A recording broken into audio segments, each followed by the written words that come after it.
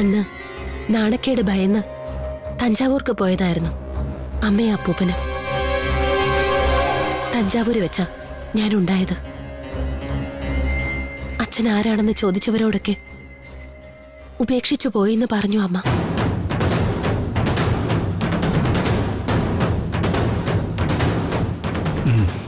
ഒക്കെ എനിക്കറിയാം മോളെ. ഇപ്പോഴെങ്കിലും ദയവായിട്ട് നിന്നെ ഇവിടെ കൊണ്ടുവന്നല്ലോ. ഇനി അച്ഛൻ നോക്കിക്കോളാം.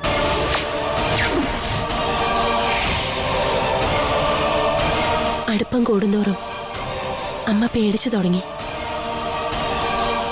അച്ഛന്റെ ഭാര്യ അറിഞ്ഞാലോ?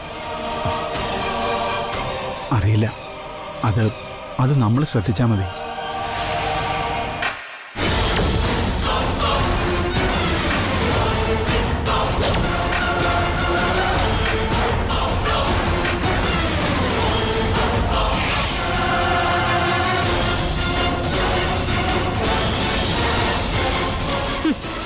അസലായി അച്ഛന്റെ മോളുടെ നാടകം.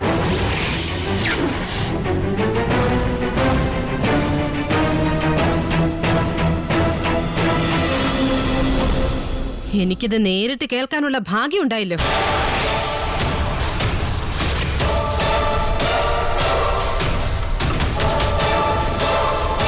പാട്ട് പഠിക്കാനെന്നും പറഞ്ഞ് പാലക്കാട് പോയിട്ട് പഠിച്ചത് പാട്ടല്ല, എല്ലാം പഠിപ്പിച്ചു വിട്ടു ഇവരുടെ തള്ള അല്ലേ? അല്ല, അതെന്റെ ചെറുപ്പകാലത്ത് പറ്റിയൊരു അബദ്ധം. അന്ന് നീ എന്റെ കൂടെ ഇല്ലല്ലോ. ഇപ്പൊ ഞാൻ കൂടെ ഉണ്ടല്ലോ. കണ്ട കൂത്താടി പെണ്ണുങ്ങൾക്ക് കേറിയിറങ്ങി നിരങ്ങാനുള്ളതല്ല എന്റെ ജീവിതവും ഈ കോവിലകവും. അങ്ങനെ വേണ്ടാത്തൊന്നും പറയല്ലേ. അങ്ങനത്തെ ആൾക്കാരൊന്നും അല്ല ഞങ്ങൾ.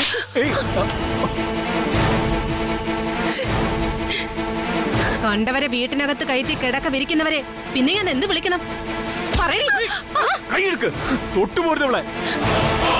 എന്റെ മോളാ ഇവള്, എന്റെ സ്വന്തം മോളാ ഇവളെ നുള്ളി നോക്കിയാൽ ഞാൻ സമ്മതിക്കില്ല.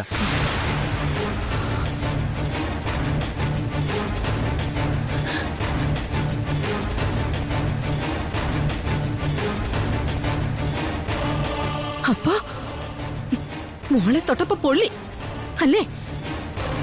നിങ്ങളുടെ നെഞ്ചൊന്ന് പിടച്ചു അല്ലേ?